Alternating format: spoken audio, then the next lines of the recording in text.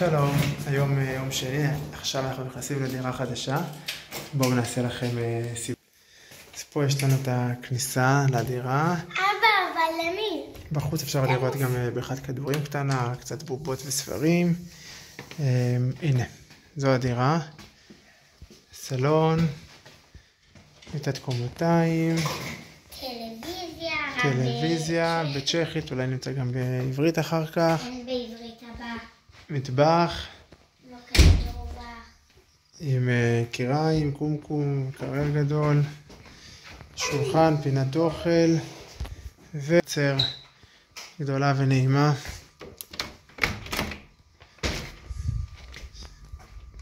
שאפשר לצאת אליה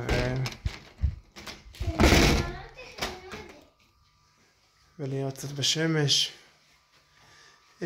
מה עוד יש לנו פה? חדר הורים עם מיטה זוגית וספה, ואפילו כיסא אוכל לאיתן.